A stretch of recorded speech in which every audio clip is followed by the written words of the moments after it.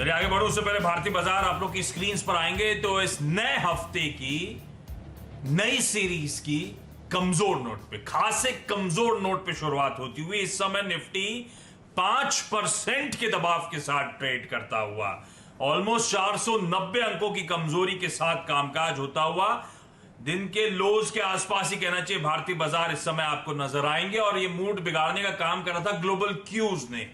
हमने 2 दिनों के क्यूज डाइजेस्ट करे क्योंकि हमारी फ्राइडे को छुट्टी थी, तो ग्लोबली वो ट्रेड वॉर, टैरिफ वॉर के एस्केलेशन के जो संकेत यूएस एडमिनिस्ट्रेशन ने दिए उसने थोड़ा सा मूड बिगाड़ा। यूएस चाइना ट्रेड वॉर की मैं बात कर रहा हूं। और ग्लोबल मार्केट्स में हम देख रहे थे अच्छे मोमेंटम के बाद तमाम खबरों के बीच में कुछ प्रॉफिट टेकिंग देखने को मिली, उसी का खामियाजा भारतीय बाजार इस समय भुगतते हुए। लेकिन हमारे यहां लार्जली एक ही पॉकेट है जो सबसे ज्यादा दिक्कतों के लिए रिस्पॉन्सिबल है, वो है निफ्टी बैंक। 7-7.5% के दबाव के साथ निफ्टी बैंक में इस समय कामकाज होता हुआ 1570-1600 पॉइंट निफ्टी बैंक झटक चुका है, आधा ही सेशन हुआ है। अदरवाइज बाकी पॉकेट्स में गैप डाउन हुआ ग्लोबल संकेतों के बाद, लेकिन लोअर लेवल से रिकवरी दिखने की शुरुआत हो रही है। इनफैक्ट आज सुबह से जो बाजार को संभाला हुआ है वो है दवा और दारू। तो दवा मतलब फार्मास्यूटिकल स्टॉक्स और दारू मतलब लिकर शेयर्स, जिनकी हमने हेडलाइन में बात करी। तो दवा दारू का सहारा है इस बाजार में। वैसे ध्यान रखें, एचयूएल जैसे स्टॉक्स खराब नतीजों के बाद गैप डाउन खुले थे, लोअर लेवल से रिकवरी आ रही है। तो अगर x of banking and financial services देखें तो बाजार संभलने की कोशिश कर रहा है। तो ऐसे में चलिए आज के मिड डे जैकपॉट से ही कार्यक्रम की शुरुआत करते हैं। जैक्टर साहब जरा स्क्रीन पे स्टिंग प्ले करें।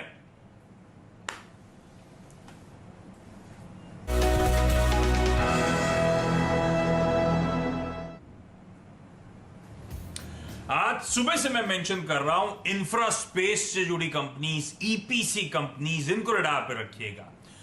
तमाम इंडिकेशंस हैं राज्यों में कामकाज बहाल होने की स्थिति और कई सारी कंपनीज बहुत अट्रैक्टिव वैल्यूएशंस पे खड़ी हुई हैं। मैं कह रहा था लोअर लेवल से स्टॉक्स रिकवर कर रहे हैं। इस कंपनी का स्टॉक भी केईसी इंटरनेशनल, इसका स्टॉक स्क्रीन पर लेकर आइएगा। यह भी रिकवर कर रहा है। साल के हाईस थे 360 के, वहां से ये स्टॉक आधा 45% नीचे कामकाज कर रहा है, आधा होके कामकाज कर रहा है इस रीसेंट कोविड के करेक्शन के चलते। बड़ा तगड़ा शेयर होल्डिंग पैटर्न है। प्रमोटर्स का आरपीजी ग्रुप इस कंपनी के प्रमोटर्स हैं, 52% स्टेक है। म्यूचुअल फंड्स के पास 23.5%, एफआईआईज के पास 7.5%। कुल मिलाकर ये इंस्टीट्यूशंस 35% होल्ड करते हैं। तो एक और ऐसी कंपनी जिसमें तगड़े स्ट्रॉन्ग हैंड्स 85 से 90% के आसपास कुल शेयर होल्डिंग का ओन करते हैं। और धंधा भी गजब का है। 1979 में इस कंपनी की शुरुआत हुई थी, Mumbai based flagship company RPG group की, और एक EPC, engineering procurement construction major है। ये कंपनी ओवर द इयर्स बड़ा स्मार्टली ट्रांजिशन करा है। एक स्पेशलिस्ट थी और अब जर्नलिस्ट हो चुकी है। इस कंपनी ने टी&डी कॉन्ट्रैक्टर के तौर पे कामकाज की शुरुआत करी थी और फिर धीरे धीरे बाकी कॉन्ट्रैक्टिंग सेगमेंट्स में डाइवर्सिफाई करा। तो रेलवेज का, सिविल का सारा कामकाज अब ये कंपनी करती है। और ये डाइवर्सिफिकेशन एक कॉस्ट पे आया था। जब डाइवर्सिफाई करा तो बहुत सालों पहले, तब मार्जिन्स पे इंपैक्ट दिखना शुरू हुआ था, लेकिन अब मार्जिन्स वापस एक्सपैंड करना शुरू कर चुके हैं। पिछले 2 सालों से तो 10% के पार निकलने की तैयारी कर रहे हैं मार्जिन्स। FY19 में 10% के पार चले गए थे। अब ये कंपनी जो है power transmission distribution, railway, civil, solar, smart infra, cables, इन सब का काम करने के लिए जानी जाती है। 100 से ज्यादा कंट्रीज में फुटप्रिंट, 40% से ज्यादा रेवेन्यूज देश के बाहर से, तो वेल डिवर्सिफाइड है। 7 मैन्युफैक्चरिंग यूनिट्स हैं इंडिया में, ब्राजील में, मेक्सिको में। आप लोग की स्क्रीन पे फाइनेंशियल्स आएंगे। रेवेन्यूज देखिए किस तरह का मोमेंटम दिखा रहे हैं। इबिटा मार्जिन्स की मैंने स्पेसिफिकली बात करी थी, 6%, 8%, 9.5%, 10 और आज 10.5% पे आके मार्जिन खड़े हुए हैं। इस तरह का मार्जिन एक्सपेंशन हुआ है। 20,000 करोड़ से ज्यादा की ऑर्डर बुक। तो FY19 के रेवेन्यूज 11,000 करोड़ के ऊपर, इबिटा 1150 करोड़ रुपए का, 20,000 करोड़ से ज्यादा की ऑर्डर बुक, और रीसेंट करेक्शन के बाद मार्केट कैप रह गया है बस 5,000 करोड़ रुपए का इस कंपनी का।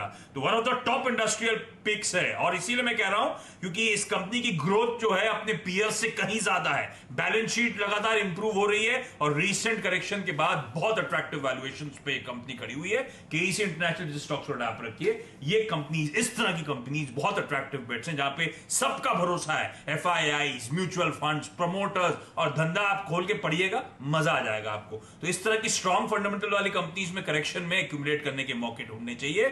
Satpute sir, quickly KEC international पे कॉल दीजिएगा थोड़ा लॉन्ग टर्म के लिहाज से। आशीष देखिए, लॉन्ग टर्म के लिहाज से तो बढ़िया है। इनफैक्ट यहाँ पे जो करेक्शन हमने देखा 360 का इसका रिसेंट टॉप था, अगर आप वीकली चार्ट पे देखते हो तो। So from 360 it went down to 150 in very steep way, और उसके बाद ये सेटल हुआ, और सेटल होने के बाद इसमें रिवर्सल है। और अगर आप शॉर्ट टर्म टाइम फ्रेम यानी डेली चार्ट पे चले जाते हो तो it's a higher top higher bottom formation. That simply means यहाँ पे बॉटम वेल प्लेस्ड है। अगर आप टेक्निकली भी देखो तो यहाँ पे जो फ्रेश ब्रेकआउट है वो करीबन 200 का है। सो 198 एंड 200 ये ट्रैजेक्टरी आज सुबह में अगर जो इस तरह से मेंटेन करता है। सबसे बड़ी बात है आशीष, सुबह आप बाजार देखो 500 पॉइंट निफ्टी वो नीचे है, और KEC international is up by 4%। That itself shows कि यहाँ पे स्ट्रेंथ है। तो it will be a buy for me. 200 के ऊपर इसमें बाय बनेगा। 190 का स्टॉप लॉस है, और एज ए जैसे आपने कहा कि positional target, so that should be 245 plus 245 plus का टारगेट आएगा। लेकिन एज ए ट्रेडर अगर किसी को यहाँ पे ट्रेड लेना है तो इसका टारगेट होगा करीबन 218 से लेके 220 का। तो ट्रेडिंग और वैसे बहुत सॉलिड फंडामेंटल्स वाली कंपनी है, तो इवेंचुअली अच्छा मोमेंटम, अच्छा ट्रैक्शन दिखाएगी, इस बात का ध्यान रखें। ये तो हो गया मिड डे जैकपॉट। लेकिन आज की सबसे बड़ी खबर है कि इस लॉकडाउन के बावजूद रिलायंस इंडस्ट्रीज लगातार फोकस में बना हुआ है। 2 हफ्ते हुए नहीं इससे पहले फेसबुक की वो मेगा डील अनाउंस हुई थी, और फिर आज खबर आई सुबह सुबह कि सिल्वर लेक नाम की एक कंपनी, एक tech investor, American P investor जो है, वो जियो प्लेटफॉर्म्स में वो भी इन्वेस्टमेंट कर रहा है। 5,655 करोड़ रुपए का उनकी तरफ से निवेश आता हुआ। तो एक काम करते हैं, इसी खबर पे बने रहते हैं, पूरी डिटेल्स के लिए चलेंगे अपने सहयोगी सुमित मेहरोत्रा के पास, उनसे समझेंगे क्या अपडेट्स हैं, और उसके बाद केआर चौकसी सिक्योरिटीज के देवेंद्र सर जुड़ने वाले हैं, देवेंद्र चौकसी, उनसे जरा फिर समझेंगे इस खबर का मतलब, और हम आपके लिए फिर स्टॉक पे कॉल या रणनीति क्या होनी चाहिए। सुमित पहले बताएंगे। सुमित बताएं क्या डिटेल्स है हमारे पास। सुबह ही सुबह ये खबर आई थी, और जो सबसे बड़ा टेक्नोलॉजिकल फंड है सिल्वर लेक पार्टनर्स, उसने इसके अंदर इन्वेस्ट किया है करीब 1.15% स्टेक, और रफली 5600 करोड़ रुपए के आसपास की डील है। आपको ये बता दें कि 22 मई को जो लास्ट डील हुई थी फेसबुक वाली, उससे 12.5% प्रीमियम पर यह सौदा होता हुआ दिखाई पड़ा है। सिटी की एक रिसेंट रिपोर्ट थी जिसने इवेल्युएट किया था कि जियो की करीब 770 रुपए पर शेयर के आसपास की वैल्यू बैठ रही है। अगर उसी को ये आधार मान के चले तो 12.5% से रफली 100 रुपए के आसपास का अपसाइड तो आप मान ही सकते हैं कि उस भाव पे देखने को मिल सकता है। तो ये तो एक जियो का मोटा मोटा आकलन है। प्लस रिसेंटली जो इस पूरी डील के बाद एक टेक आया है, वो टेक भी आया है मूडीज का। उन्होंने भी कहा है कि जो एक सेट गाइडलाइन थी डेट को रिड्यूस करने की, उससे पहले शायद डेट रिड्यूस होते हुए दिखाई पड़े। उन्होंने मोटा मोटा ये भी कहा है कि रिलायंस का जो इनिशिएटिव लिया गया है, चाहे वो राइट्स इशू का इनिशिएटिव हो, स्टेक सेल का इनिशिएटिव हो, जियो में पहला और फिर दूसरा, इन सभी चीज़ों को अगर शामिल कर लिया जाए तो नेट डेट करीब करीब $21.4 बिलियन से रिड्यूस होकर रफली $13.6 बिलियन के आसपास आ सकता है। तो ओवरऑल एक शार्प डेट रिडक्शन की बातचीत है, शेड्यूल से पहले हो सकता है, और एक अच्छे प्रीमियम पे लगातार सौदे हो रहे हैं। तो मार्केट्स को भले या सेंटीमेंट वाइज थोड़ा सा वीक देख रहा है, लेकिन अदरवाइज एक अच्छी ट्रिगर के तौर पे है, और इस पर कई ब्रोकरेज हाउसेस की तरफ से थम्स अप भी आते हुए दिखाई पड़ रहे हैं। बिल्कुल, तो एक और मेगा डील अनाउंसमेंट आता हुआ। और चलिए इसी खबर को और समझने के लिए अब केआर चौकसी सिक्योरिटीज के देवेंद्र सर जुड़ते हुए। देवेंद्र सर, हाय, गुड आफ्टरनून। पिछली डील जैसे सुमित कह रहे थे, अच्छा देवेंद्र सर अभी कनेक्टेड नहीं है, कोई दिक्कत आई है, वापस रीपैच करने की कोशिश करेंगे, लेकिन गजब है। अप्रैल 22 की बात है जब वो फेसबुक की, यानी कि यूएस सोशल नेटवर्किंग जायंट जो है फेसबुक, उन्होंने कहा था कि वो जियो प्लेटफॉर्म्स में 9.99%, आसानी शब्द के लिए 10% स्टेक एक्वायर करा था उन्होंने। और अब विद इन 2 वीक्स ये आता हुआ एक और इन्वेस्टमेंट, सिल्वर लेक, जो कि अमेरिकन प्राइवेट इक्विटी जायंट है, दुनिया में जाना जाता है टेक्नोलॉजी और टेक्नोलॉजी इनेबल्ड इंडस्ट्रीज में इन्वेस्टमेंट्स के लिए। अलीबाबा, ट्विटर, एयरबीएनबी, इस तरह के इन्वेस्टमेंट्स कर रखे हैं, और अब जियो प्लेटफॉर्म्स में इन्वेस्टमेंट होता हुआ, और इस विद इन 2 वीक्स 12.5% प्रीमियम पे डील होती हुई। जो वैल्यूएशन पहले दिए जा रहे थे उससे 12.5% ज्यादा वैल्यूएशन पे जियो प्लेटफॉर्म्स की दूसरी डील होती हुई। ऐसे में देवेंद्र सर जुड़ते हुए। देवेंद्र सर, हाय, गुड आफ्टरनून। होपफुली आपके पास अब आवाज आ रही होगी। एक और प्राइसिंग बेंचमार्क है सर जियो प्लेटफॉर्म्स की तरफ से। मैं आप लोग क्योंकि सम ऑफ द पार्ट वैल्यूएशंस करते हो ऑब्वियसली रिलायंस इंडस्ट्रीज का, जिस तरह के जियो प्लेटफॉर्म्स को वैल्यूएशंस और वैल्यूएशंस में मार्कअप मिल रहा है, उम्मीद से बेहतर है ये। Yeah, definitely. I think उम्मीद से तो certainly better है, but more importantly ये जो इन्वेस्टमेंट हुआ है, it is the largest investor silver lake partners in the technology sector in the world. और जो हिसाब से जियो प्लेटफॉर्म के अंदर big data, artificial intelligence, blockchain, AR and VR की जो टेक्नोलॉजी का जो समावेश हो रहा है, वो सब चीज के लिए I think you require such kind of partners who basically understand the business well. So this company has a strong understanding on technology as well as on the digital side of the business. That is why I think this is a more meaningful investment. पहले premium 12.5% का मिला है Facebook के ऊपर, but according to me, I think this is strategically more meaningful investment. So I would consider, I think, a bigger mark for that purpose, because that will bring lot of, I think, knowledge input for the company going forward. क्योंकि जो नए user base बनेंगे, जैसे जियो meet है, जियो mart है, जैसे नए नए प्लेटफॉर्म बनते जा रहे हैं, उसके अंदर आई थिंक ये टेक्नोलॉजी का समावेश करना बहुत जरूरी बनता है। तो obviously I think this kind of investor will bring lot of strategic value to the company. So a good big thumbs up for this particular deal. हाँ, तो स्ट्रैटेजिक वैल्यू भी, क्योंकि ग्लोबल प्लेयर्स हैं, इस तरह की कंपनीज में investment करते हैं, तो नो हाउ लेकर आएंगे, वो अतिरिक्त फायदा मिलता है जियो प्लेटफॉर्म्स को। और वैल्यूएशंस, डील का प्रीमियम, वो अलग कहानी। देवेंद्र सर, जिस तरह के मार्की इन्वेस्टर्स चेक इन कर रहे हैं, फेसबुक, उसके बाद सिल्वर लेक जैसी कंपनी जो लाइनअप कर रही है इसमें, उनके नाम से वैसे ही और भरोसा पड़ता है कि इस तरह के इन्वेस्टमेंट जिस वैल्यूएशन पे ये कंपनीज करने को तैयार है, तो किस तरह के लॉन्ग टर्म प्रोस्पेक्ट शायद बाकियों को नजर आ रहे होंगे, है ना? डेफिनेटली रिलायंस जियो का जो आगे का जो जर्नी जो हमें दिख रहा है, उसके अंदर when they go separately listed as a company, उसके पहले they will definitely have some of the strategic investors as the long term investor and partner into the company.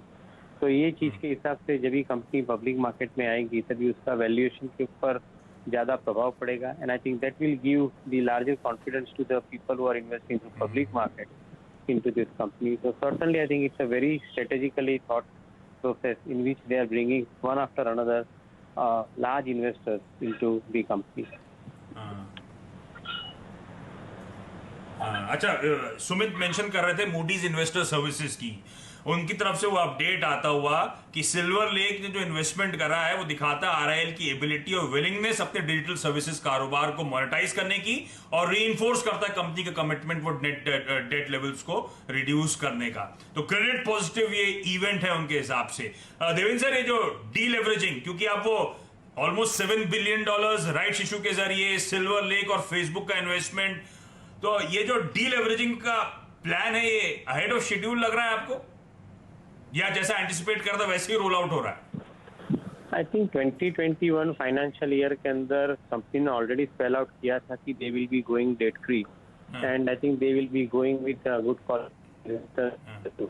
तो जो हिसाब से मैं देख रहा हूँ, आई थिंक फेसबुक का डील देखिए, राइट इश्यू तो मिला ही है, तो करीबन 1,05,000 करोड़ रुपए का ऑलरेडी आई थिंक फंड आ रहा है। एंड उसके बाद में I think on the top of it you will also have the one more investors which they have suggested, which is going to be equivalent amount if not more, like Facebook. So it is going to be somewhere around 1,50,000 crore के आसपास company का I think already inflow बन चुका है इसके अंदर। Along with that Saudi Aramco का जो इनफ्लो आता है $15 बिलियन का इनटू रिफाइनिंग बिजनेस, जो उन्होंने सेपरेट कंपनी बनाई है अभी।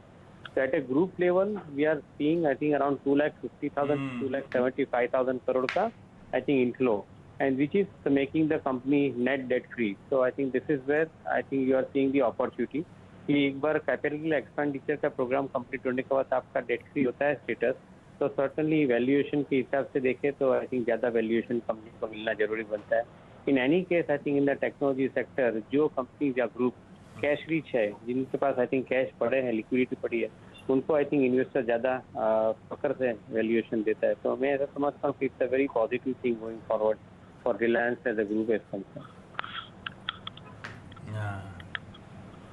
तो रिलायंस का नेट डेट करीब 21-21.5 बिलियन डॉलर्स के आसपास था, और अभी ये जो डील्स अनाउंस हुई हैं राइट इशू को मिलाकर $13.5 बिलियन के आसपास तो ऑलरेडी आ गए हैं। और जैसे देवेंद्र सर कह रहे हैं, वो अरामको की डील अभी भी अवेटेड है, एक और इन्वेस्टर शायद जियो प्लेटफॉर्म में चेक इन करता हुआ नजर आए। तो मूडीज भी ये मेंशन कर रहे हैं कि 31 मार्च 2021 का जो टारगेट्स हैं, शायद रिलायंस एक नेट डेट फ्री एंटिटी बनने की बिल्कुल तैयारी पे खड़ा हुआ है। देवेंद्र सर, जो राइट्स इशू का अनाउंसमेंट आया थर्सडे को बाजार बंद होने के बाद, शेयरधारक हूं तो राइट्स के लिए इंटाइटल्ड हूं और मैं पैसा लगाऊं ना राइट्स में सर?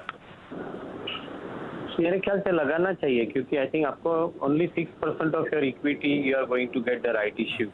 तो उसके अंदर इन्वेस्टमेंट करने से आपको कोई तकलीफ नहीं होनी चाहिए, क्योंकि आई थिंक मार्केट प्राइस के हिसाब से देखें तो भी आपको एक बेनिफिट मिलता है। प्लस लॉन्ग टर्म प्रोस्पेक्ट के हिसाब से हम लोग ने जो हिसाब से उसका वर्कआउट किया है, I think before this silver lake partners का डील के पहले हम लोग ने जो वैल्यूएशन रखा था राइट इश्यू के बाद, तो करीबन 1700 का कम राइट का हम लोग ने प्राइस टारगेट सेट किया था। I think so going forward we should be seeing higher growth in the price target, largely because of the fact कि जियो प्लेटफॉर्म है उसके अंदर करीबन 40 या 50% का ग्रोथ टारगेट के साथ में कंपनी बढ़ सकती है, और रिटेल के अंदर करीबन कंपनी 30% के आसपास की ग्रोथ के साथ में बढ़ सकती है।